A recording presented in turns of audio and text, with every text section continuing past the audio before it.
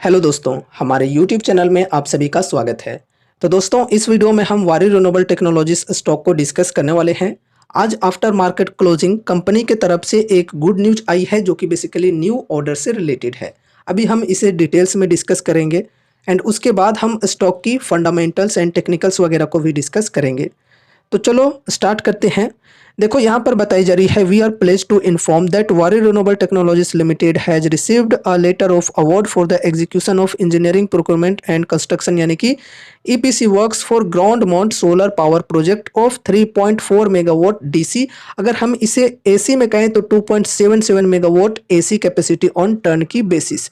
तो कहने का मतलब यहाँ पर यह है कि एक ground mount solar power project के अंदर ईपीसी का काम करना है, कंपनी को इंजीनियरिंग प्रोक्योरमेंट एंड कंस्ट्रक्शन का काम करना है।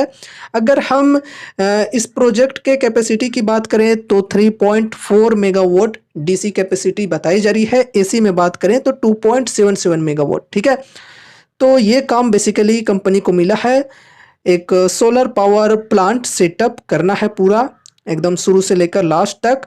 अब चलो और भी कुछ डिटेल्स में इंफॉर्मेशन लेते हैं। Name of the entity awarding the order, the company is a project management consultants. तो एक प्रोजेक्ट मैनेजमेंट कंसल्टेंट्स की कंपनी है जिन्होंने ऑर्डर दी है। Significant terms and conditions of order, Waaree renewable technologies limited shall develop the ground mount solar power project of 3.4 megawatt capacity on turn key basis. Whether order have been awarded by domestic या international entity, तो domestic entity है जिन्होंने order दी है। Order value approximately 8.5 crore यहाँ पर बताई जा रही है। चलो ठीक है। अब यहाँ पर नेचर ऑफ ऑर्डर की बात करें, कॉमर्शियल ऑर्डर है।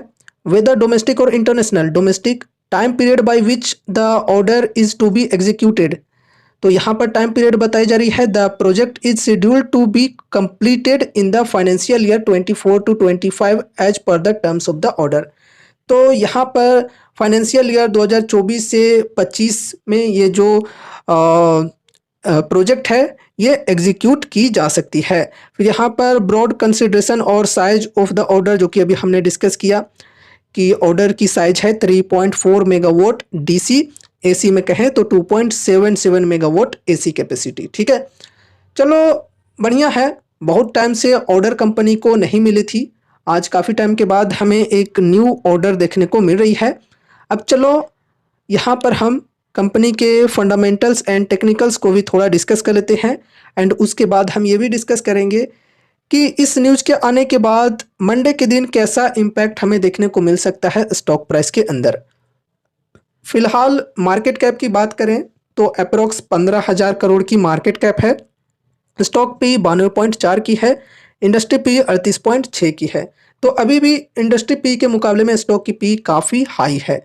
पीजी रेशियो चलो ठीक है 0.64 की है, लेकिन अगर हम 52 वीक हाई के टाइम की बात करें तो उस वक्त पी काफ़ी ज़्यादा थी, लगभग 300 की पी हो रखी थी उस वक्त। ठीक है, तो उसके मुकाबले में देखा जाए तो अभी काफ़ी कम है, लेकिन इंडस्ट्री पी के मुकाबले में ओवरऑल अभी भी काफ़ी हाई है वैल्यूएशन। आरओसी 103%, आरओई 93.3%, बहुत ही बढ़िया। प्रमोटर्स होल्डिंग 74.5% की, प्लेज परसेंटेज है 0, बहुत ही बढ़िया। करेंट प्राइस 1438, 52 वीक हाई 3038 और लो है 233 की। बुक वैल्यू 22.3 रुपये की। डेप्ट है 41.2 करोड़ की और डेप्ट टू इक्विटी 0.18 की। और डेप्ट के मुकाबले में फ्री कैश फ्लो की बात करें तो बढ़िया है, 116 करोड़ की फ्री कैश है कंपनी के पास। तो कंपनी जब चाहे तब अपने फ्री कैश के माध्यम से डेप्ट से छुटकारा पा सकती है। चलो ठीक है। डिविडेंड यील्ड की बात करें तो 0.07%, फेस वैल्यू 2 रुपये की। ईपीएस की बात करें तो 15.6 रुपये की। तो ओवरऑल फंडामेंटल्स की बात करें तो बहुत ही बढ़िया है। वैल्यूएशन की बात करें तो वैल्यूएशन अभी भी एक्सपेंसिव देखने को मिल रही है पी रेशियो के अकॉर्डिंग। फिर यहाँ पर टेक्निकल्स को डिस्कस करते हैं। तो देखो गाइज, 52 वीक हाई के लेवल से अभी ये जो स्टॉक है लगभग 52% तक करेक्ट हो चुकी है। करंट प्राइस है 1437 की, इस अनुसार यहाँ पर मैं कह रहा हूँ। ठीक है, तो यहाँ पर अगर किन्हीं को ये जो कंपनी है ये पसंद आ रही है और इन्वेस्टमेंट की शुरुआत करना चाह रहे हैं तो डिस्काउंट बढ़िया मिल रही है। ठीक है, अगर कोई यहाँ पर लिमिटेड अमाउंट के साथ एसआईपी की शुरुआत करना चाहते हैं तो चलो ठीक है, फिर अगर गिरावटें कंटिन्यू रहती हैं स्टॉक के अंदर तो हर 5 से 10% की डिप पर ऐड ऑन करके चल सकते हैं। देखो कंपनी बढ़िया है, फंडामेंटल्स काफ़ी बढ़िया है, इनकी सेल्स एंड प्रॉफिट ग्रोथ की जो डेटा है वो भी काफ़ी बेहतरीन है। लेकिन काफ़ी टाइम से ये जो स्टॉक है ये अंडर परफॉर्म कर रही है, क्योंकि बहुत ही बढ़िया रैली ऑलरेडी दिखा चुकी है पिछले 1-2 सालों में एंड वैल्यूएशन काफ़ी ज़्यादा हाई हो रखी थी। इस वजह से अब यहाँ पर अंडर परफॉर्म स्टॉक कर रही है। कोई भी स्टॉक जब इस प्रकार से तेज़ी दिखाता है तो कुछ समय के लिए वो फिर अंडर परफॉर्म में चला जाता है। तो वही चीज़ें यहाँ पर देखने को मिल रही है। इंटरनली कंपनी के अंदर ऐसी कुछ भी खराबी नहीं आई है, ठीक है। एक्सटर्नल रीजन्स की वजह से ये गिरावटें हमें देखने को मिल रहे हैं। अब चलो यहाँ पर हम सपोर्ट एंड रेजिस्टेंस के लेवल्स को भी डिस्कस करते हैं। तो फर्स्ट ऑफ ऑल देखो यहाँ पर कुछ 2 कैंडल्स हैं, एक रेड और एक ग्रीन। इनके लो की बात करें तो 1380 की लो है, तो फर्स्ट सपोर्ट हमारी हो जाएगी ये 1380 की एंड उसके बाद सेकेंड सपोर्ट है 1294 की। उसके बाद रेजिस्टेंस की बात करें तो रेजिस्टेंस है यहाँ पर 1500 की, फिर 1718 की, ठीक है। ये सपोर्ट एंड रेजिस्टेंस के लेवल्स को ध्यान में रखकर चलना है। बाकी दोस्तों देखो यहाँ पर अगर आप इन्वेस्टमेंट कर रहे हो तो सोच समझ कर ही लिमिटेड वेटेज के साथ ही इन्वेस्टमेंट करनी चाहिए, क्योंकि ये जो कंपनी है ये very high risky very high rewarding type की है, ठीक है। ऐसा ना हो कि अपने पोर्टफोलियो का एक बहुत ही बड़ा वेटेज सिर्फ इस एक स्टॉक के अंदर दे दिया, ऐसे में रिस्क काफ़ी ज़्यादा बढ़ सकती है। अब चलो यहाँ पर हम डिस्कस करते हैं कि ये जो न्यू ऑर्डर कंपनी को रिसीव हुई है 8.5 करोड़ के अप्रोक्स ऑर्डर की वैल्यू है।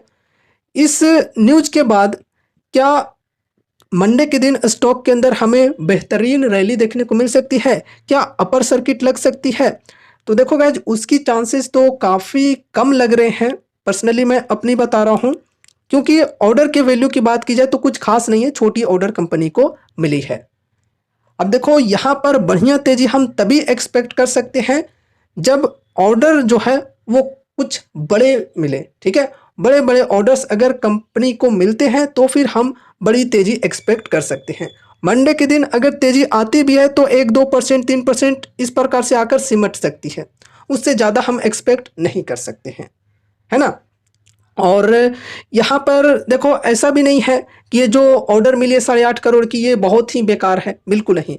ये जो छोटी ऑर्डर है इसी प्रकार से छोटी छोटी ऑर्डर्स भी अगर कंपनी को रेगुलरली मिलते जाते हैं तो वो बहुत ही अच्छी बात होगी। लेकिन रेगुलर प्रकार से यहाँ पर ऑर्डर्स नहीं मिल रहे हैं। काफ़ी टाइम के बाद हमने आज एक न्यू ऑर्डर देखा है कंपनी के अंदर।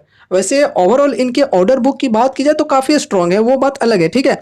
लेकिन अगर हम इसके पीयर्स में केपीआई ग्रीन एनर्जी की बात करें तो इनको जिस प्रकार से कंटिन्यूअसली ऑर्डर्स मिलते जा रहे हैं उस प्रकार से इस कंपनी को भी अगर मिलती, हालांकि ऑर्डर की वैल्यू अगर छोटी भी होती तो भी कोई दिक्कत वाली बात नहीं होती। अगर कंटिन्यूअसली केपीआई ग्रीन के तरह इसे भी ऑर्डर्स मिलते जाते तो और भी अच्छी बात होती।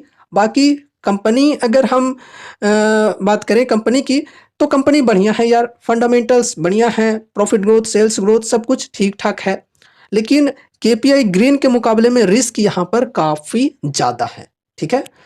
तो दोस्तों ये रही हमारी आज की वीडियो वारी रिन्यूएबल टेक्नोलॉजीज स्टॉक के ऊपर। उम्मीद है कि इस वीडियो के माध्यम से आपको कुछ यूजफुल इन्फॉर्मेशन मिले होंगे। तो वीडियो को लाइक करके चैनल को सब्सक्राइब कर देना और मिलते हैं अगले नए वीडियोज के साथ। तब तक के लिए बाय बाय।